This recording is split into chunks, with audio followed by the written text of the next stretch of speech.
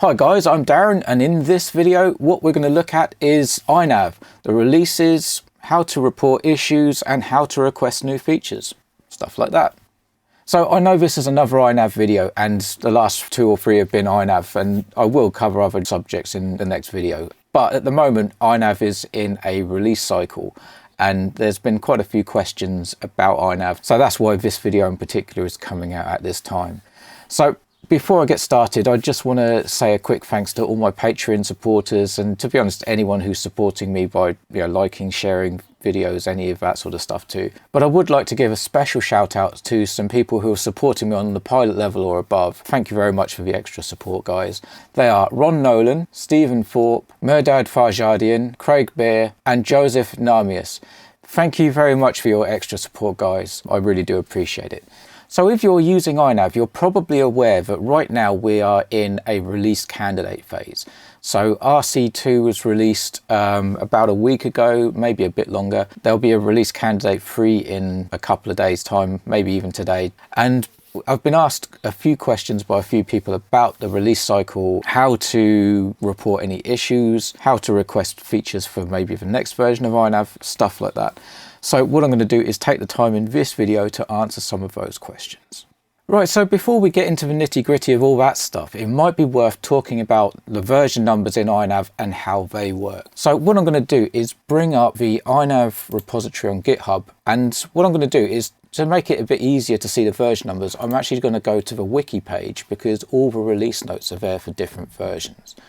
So if I expand this a bit further, we can actually see version numbers here for the release notes going back to 1.7.3, so quite old. There has been some discrepancy in the past about how version numbers work, so pre 3.0 this doesn't really apply, but from 3.0 onwards this is how the version numbers work in INAV. But I will be using some older versions just to point out the differences in the numbers. So I'm actually going to use version 2.2.1 here as the example because it's got numbers for each section of the version number. So the first number, so number 2 in this case, is the major version number. The major number is actually incremented when there is a break in compatibility to the previous version. So as I mentioned, at this stage we weren't following that, but from version 3 onwards we have been.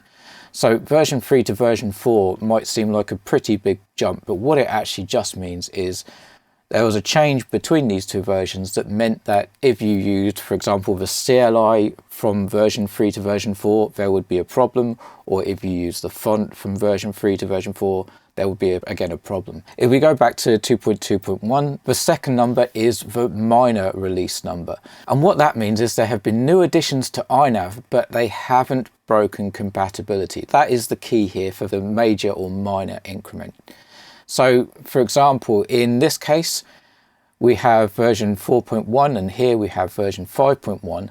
That means that if you used a diff from version 5.0 and put it into 5.1, everything would work. Same goes with the font, everything would work. There's no break in compatibility.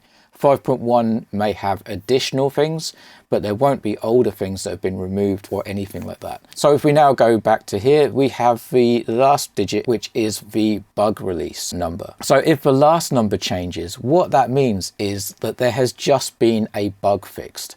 There have been no new features, there have been no updates at all. This is just a release that has fixes for issues. So if this was following the version number system we will now, it would be exactly the same as version 2.2.0, but there will be a fix for a bug that had been found in 2.2.0. So that's how the version numbers are working in INAV. So when you see these big increases, like 3.0 to 4.0, it is about compatibility. And while we're talking about compatibility, that is why it's very important with INAV that you match up the firmware and the configurator. So for example, using 4.1.0, we should also be using Configurator 4.1.0. Again, with the bug fix number, that's not so essential. So if there was a 4.1.1 configurator and a 4.1.0 firmware, they're absolutely fine to use together. The key numbers are the major and minor release numbers. You should always match those up. Now, that's stable releases. What we have right now in INAV is a release candidate phase. And what release candidates are is sort of mass testing. Before release candidates, all the features are tested in flight and in the hardware in the loop. If you don't know what hardware in the loop is, check out my last video and that will explain what that does. But basically everything that's developed for INAV is first alpha tested by the people actually writing the code. So everything is tested by them before it even gets merged into the master code. The master is basically the code that is being worked on, and then we have the releases. At that point, when it's merged into master, anyone else subsequently adding code to that will also be in effect testing some of that code potentially, because it's already in the master. They need to use it to do what they're doing. And there are also people who do download specific pull requests or the master just to check stuff out, make sure it's all working fine. And they are really the unsung heroes of INAV. They really help to get everything nice before it even gets to release candidate stage. So we enter a release candidate stage. So historically, it's been sort of a release in sort of June, July, and another release in December. And before then, for a month, you'd have like a release candidate phase. And it is changing up at the moment. You'll know that now we're obviously in February and we've started a release candidate phase for version 6.0, which is due to be released in March. Pavel's already stated that the next version, which comes out, will be around October, November time. So it will be a very short period for the next release. And then after that, it's probably going to be a yearly cycle and it will come out in October, November time every year. So that's how the releases work. Sort of a month or two before the release is a release candidate phase, where you can obviously still download the latest stable version, but if people are willing to download the release candidates to try out the new features and maybe discover bugs, because, you know, mass testing is always going to be better than a couple of developers testing it. There's no getting around that. The more people using it, the more chance you've got of finding something. So that's what the release candidate phase is all about, is making sure that everything works the best it can before being put out as a stable release. That brings me on to the next really important part. If you are using pre-release versions, so that is if you've used recently the FP release, which was in October, and that was a feature preview, first ever feature preview for INAV. If you were using that version, if you were on RC1, you should actually not be using those versions anymore. With using the release candidates, there is this need to be on the latest release candidate for both firmware and configurator. The reason is it is a testing phase. If you do run into a problem and you're on an older version, one, that could have already been fixed. So what you're seeing is actually irrelevant, but also there could be something else introduced in a later release that needs sorting out as well. So it's very important that you always be on the latest release candidate if you're willing to test this stuff. You shouldn't really be using release candidates just to get access to a new feature early. It is a testing phase of development that really does come with some responsibilities to make sure that you keep up to date and that you do report any problems through the proper channels. So of course, after hearing that, you're all going to be updating to RC3 when that comes out soon, right? But anyway, let's get on to what happens if you do discover an issue. And I'm not just talking release candidates here, I'm talking anything in INAV. So let's start here for the overview page for INAV on GitHub, and I'll put a link to this in the video description. And you can see here there are multiple parts to INAV. One of the important things about reporting an issue is that you try and report it in the right place. Don't worry if you get it wrong, because we can move issues to the other repositories, but if it's in the right place to start with, it's a help. But don't worry if you're unsure where the issue lies. But you can see here we have a repository for INAV, which is the firmware on the flight controller. So if you have a problem actually using INAV or in flight or anything like that, it's likely that it's going to be in this repository. We have an INAV configurator repository. So if you have a problem using configurator, like setting things up, just general usage, chances are it's more likely a configurator issue. So you would probably report the problem in configurator. Likewise, we have the OpenTX telemetry widget. So if you have a problem with the Lua script on the radio, the problems go in there. So let's go into the main firmware repository.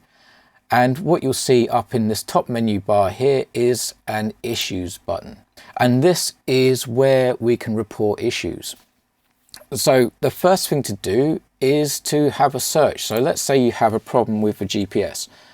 Type GPS in that bar and just have a look and see if anyone has come up with a similar issue. Obviously these are dated, so you can sort of look based on the version number. So we know the 5.1 came out around, what was it? I've completely forgotten. Let's have a look. Right, 5.1, 22nd of August. So if we go to issues, we'll type in GPS,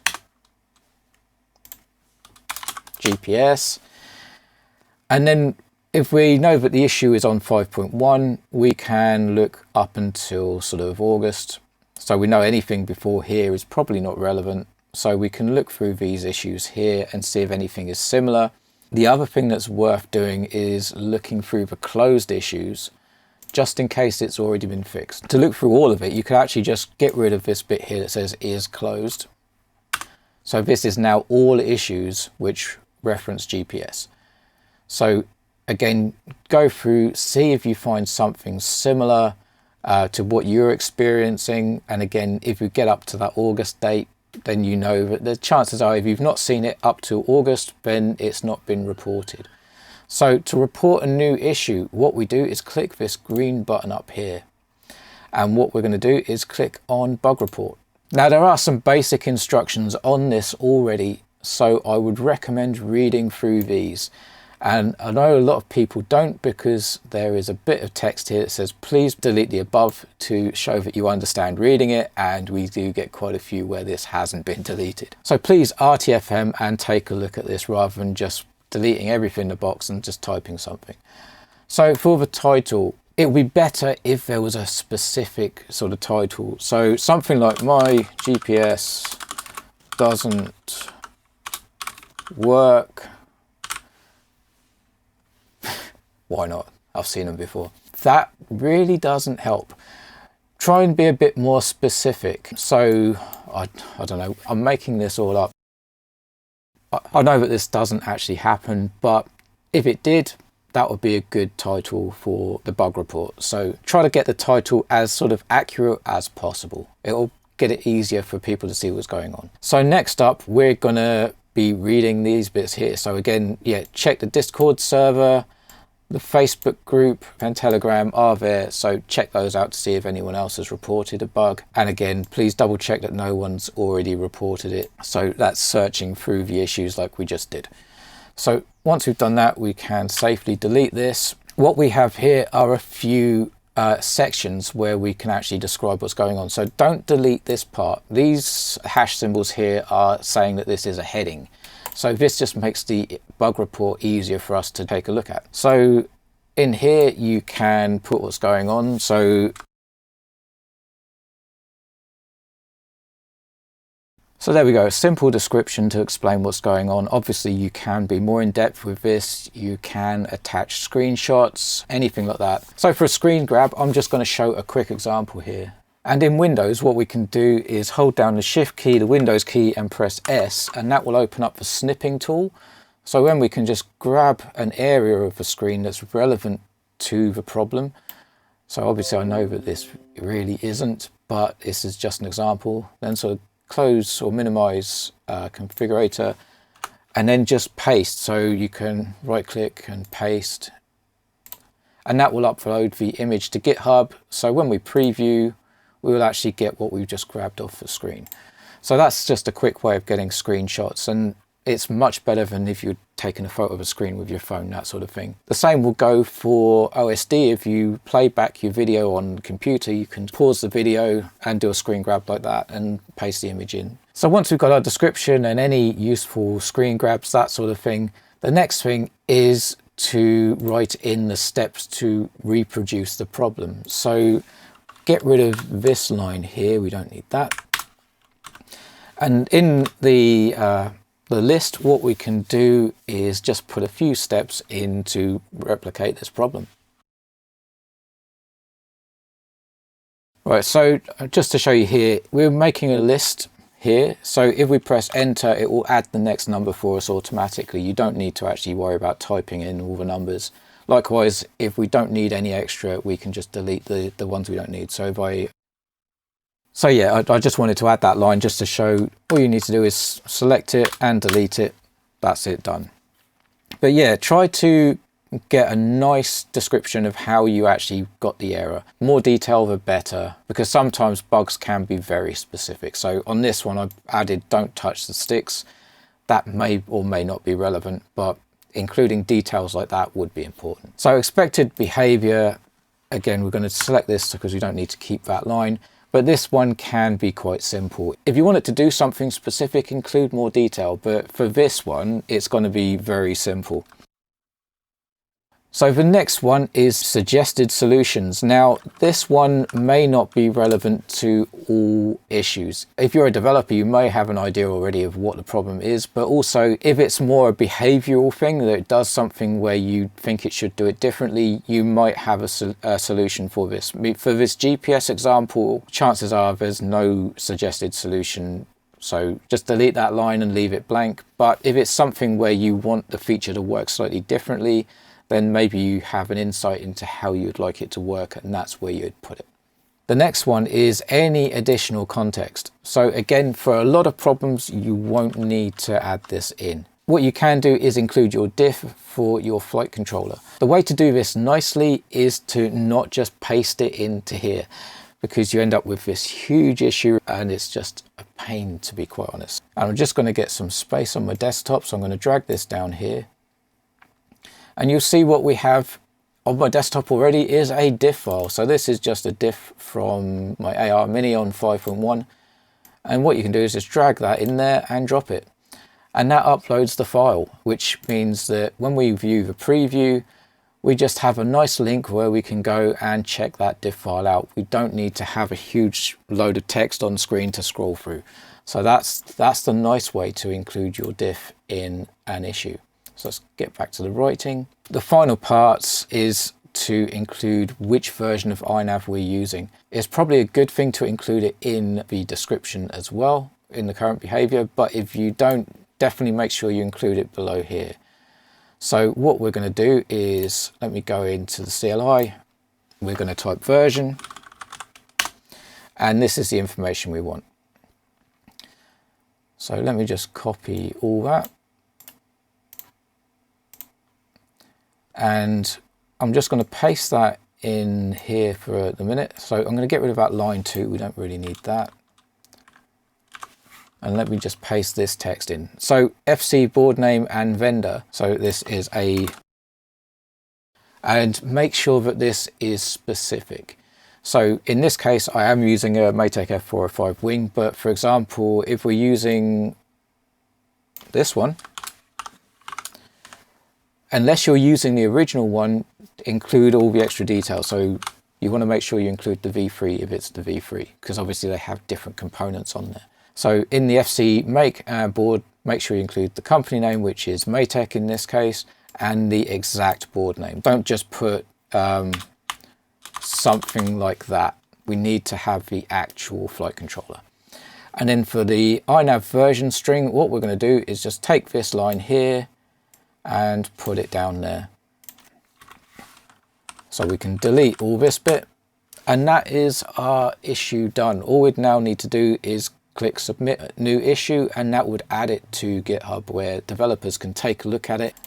And if we look at the preview, this is how it looks on screen. So it's nice, well structured, and we know exactly what the problem is. So again, if in the preview, you can click the submit new issue button here. Right, so the next thing is, what if you would like a new feature added to INAV? Now, I'm going to click the Issues tab button again, because it's exactly the same. Again, first check to make sure that it doesn't already exist. So get rid of is open, and then type in some keywords or a keyword related to that feature. So for example, if you wanted, I don't know, a new telemetry thing in Crossfire, which we can't really do because Crossfire control what's in there, but you could maybe look up Crossfire and have a look through here for any any feature requests which mention Crossfire or maybe CRSF, and again look through to see if that exists. If it doesn't, we can submit a new one. So again, we're going to click on New Issue, and this time we're going to click on Get Started with the new feature request. So again, we want to make sure that our title is clear and concise, and what I would recommend doing, as you may have seen on a couple of those already, is prefix it with FR:, and that straight away says that it's a feature request. Let's add something specific which we would like to see added to INAV. So for example, we want to add, want is a bad word. We're requesting, we're not actually demanding, because remember, INAV developers are doing this in their free time. They don't get paid for it.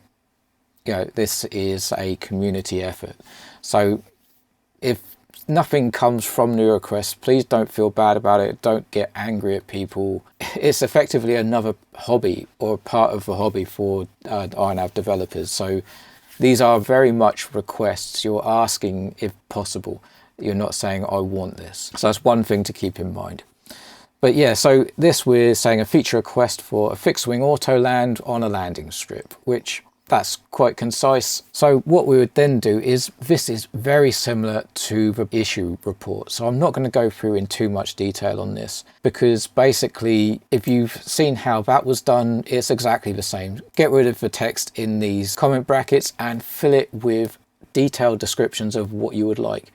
So for example, I'm not going to type it in, I'm just going to say it. So the current behavior in this situation is the landing is basically a spiral down into the ground and effectively a controlled crash. So with the desired behavior, we can say, for example, we would like to define a point where the landing strip is. So this would work maybe similar to a safe home, but we'd also like to describe a direction. From that landing strip center, we would have maybe a degrees, which is based on magnetic north, and we'd also maybe like to be able to define a maximum distance of the overall length of the strip. Then we could describe how we'd like it to work. So for example, we would like it so we want to approach with the wind, do a 180-degree turn, and then fly into the wind, slowly lowering the speed and the altitude until we touch down and disarm. Obviously, we could go into a bit more detail with this. The more detail, the better.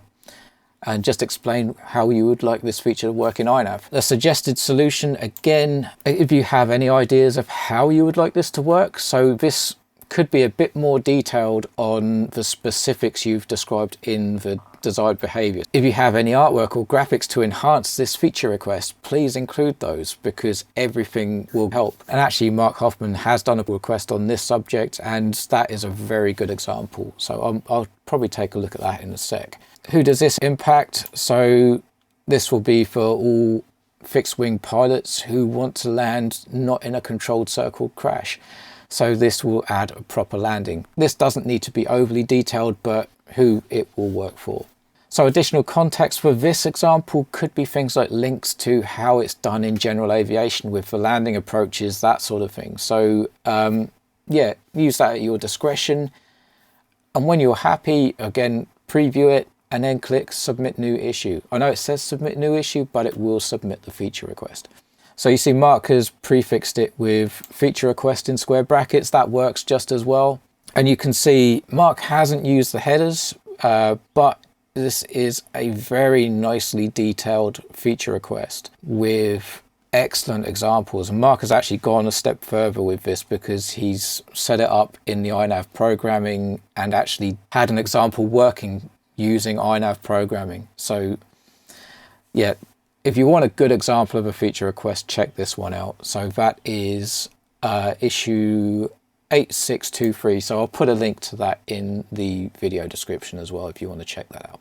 Right, so the next thing that was asked about is, if you've submitted a bug or a feature request, how do you keep track of it? So the first thing, and the easiest thing probably, is if you're a member on GitHub, which you'll need to be a registered member anyway to be able to report issues or request new features. But if you scroll down, there's this notifications area. So usually for you, this would be a subscribe button. For me, everything I'm subscribed to because I'm a contributor. If you see a subscribe button here, you can click that subscribe button, and then anything that is added or written on this issue will be reported to you. So what I'm going to do now is take a look at an issue which has actually had some work done on it, so I can show you the way to look at the progress. So there's this high throttle in automatic modes issue. Now again, if you wanted to follow this, you would click the subscribe button here, and you can see this is a nicely written issue as well. So this issue wasn't actually a bug, it's just how the throttle is displayed in INAV, and it used to be displayed differently. But if you're subscribed, you will get notifications when any messages are added. And you can see that there's been quite a bit of to and fro. And when we get to the bottom, you'll see here that it's been linked in a pull request. And what that means is that this issue has been approached. So if we click on this, you'll see that it's got this fixes 8801 here, and that is what's linking the two. When this pull request gets merged, it will actually close that issue and it will be completed. As I mentioned at the beginning of the video, the pull request is the method of getting new changes into INAV.